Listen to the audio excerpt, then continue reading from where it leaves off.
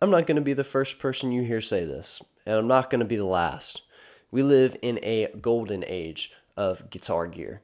Everything's so accessible, and we have great options from amps to modelers to pedals and even cables from big companies and small companies. Maybe you're putting together a pedal board and you're kind of overwhelmed with it all because there are so many great options. Maybe you don't know what you need and you're looking to figure it out. Now, when it comes to cables, there's always controversy. People say that they're all the same, and if it passes signal, then it works. And on the other side, you have people that believe that these $150 snake oil cables are the only things worth using. Maybe you're in the middle and you're still overwhelmed by all the options offered, and you're not really sure what you need. So in this video, I'm going to break down kind of a few different considerations about what is the best cable for you. Now, full disclosure, Ghostfire Audio sent me out their new range of cables to check out, and that honestly inspired this video. Now, this video isn't sponsored, they're not paying me for this video, and they're not telling me what to say. So these are all my thoughts, but I do think that Ghostfire is a great company and could really easily be the one-stop shop for all of your cable needs. So without further ado, let's jump into the video. So there are a few things to consider when you're looking at patch cables for your board. The first thing is budget, the second thing is customization, and the third thing is size. So if you know your budget is going to be on the lower end, then that limits your options. You can dream all day about some of the more expensive options, but if you don't have the money for it, then you don't have the money for it. So you need to find something that works within your budget primarily. The second thing is customization. Do you want to or need to be able to cut very specific lengths? Do you have some really long runs on your board where standard patch cables won't work? And the third thing is size. So you need to know how close you can fit these cables together. Some pedals have multiple jacks on the top and they're really tight squeezes, so you need to know what size plugs work for you, because not all plugs and not all patch cables will work with every pedal and everywhere, especially with the new development of a lot of pedals that also have MIDI, or they have two jacks on the top and then they also have the power jack on the top and things like that. So those are all things to consider before you even get started.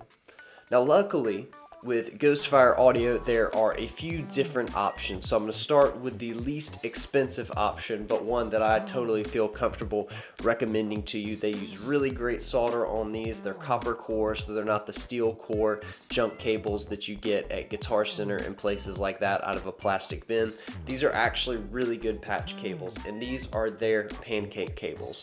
Now, the cool thing about these is you can buy them in a multi-pack, you can get them as individual cables, and they're not customizable, but they do come in different lengths. So you can get a multi-pack of 3 6-inch patch cables like I have here. They also have the same in 7-inch, they have 12-inch, and even some like 16-inch and 30-inch and things like that of some varying lengths. So it's not totally customizable, but you do have a good variety of lengths to choose from, and this way you keep all your patch cables uniform. So if you're kind of OCD like I am when it comes to cables, then that really helps.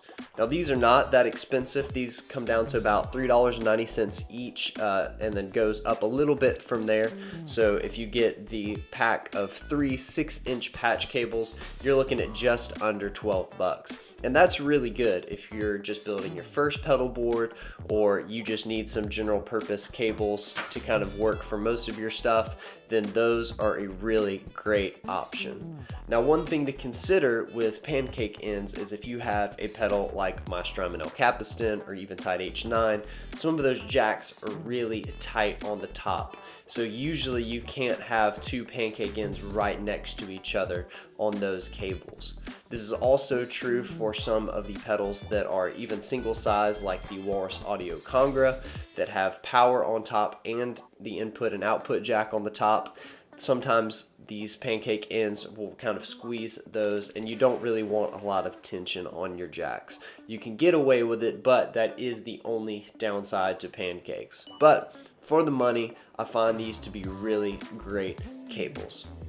Now the next tier up, if you want to be able to customize your own, would be their solderless kit. So the solderless kit comes in at about $49. So that gets you 10 plugs, 10 feet of cable, a really nice wire cutter, stripper, and a screwdriver. So if you are really OCD about cable lengths and you want everything to be cut exactly how long it needs to be, and you don't want to spend the money on a soldering setup, which even for inexpensive things is not the cheapest in the world, then this may be a good setup for you.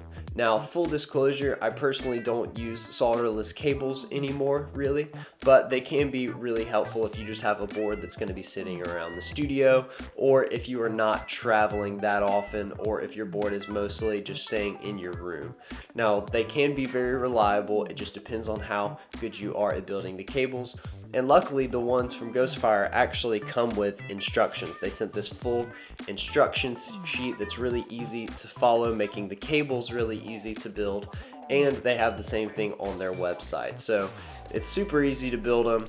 I haven't had any issues with them. If you want to be able to cut exact lengths, then this is a great option. So at $49, it comes down to roughly $10 a cable for these, kind of putting them right there in the middle. Now, all of these prices are the full, suggested retail price, so this is without any kind of discount or any kind of coupon code or anything like that. At $49, I think they're as good as any of the other ones I have used, and I would highly recommend them. So the next step up, if you're like, man, I've got a ton of pedals, I need to have really exact lengths, I need to be able to fit any of my cables anywhere, then I would go with the SP400 cables that they build. Now these have been really common from different manufacturers over the past few years, and the reason is these plugs work really well. So these plugs fit on anything. They're just as low profile as the solderless kit, and these fit in any pedal that I've used really well. I can fit 4 of these or 5 of these right next to each other on my Strymon El Capiston or Eventide H9 with no issues. I've never found a space where I couldn't use the SP400s. Even on a lot of loop switchers, you can use them. On Ghostfire's website, they have kind of a full breakdown of the switchers that have the really tight plugs, the ones that the SP400s will work on, and the ones that they won't work on, you're not going to be able to really fit any kind of right angle cable. You're going to have to go to a straight end cable anyway. So of these 3 kind of ascending in price, you start with the patch cables, the typical pancake ends here. These start at about $3.90 each. If you go with the solderless kit, one cable will be about $10, and starting with the SP400s, they start at $15 each.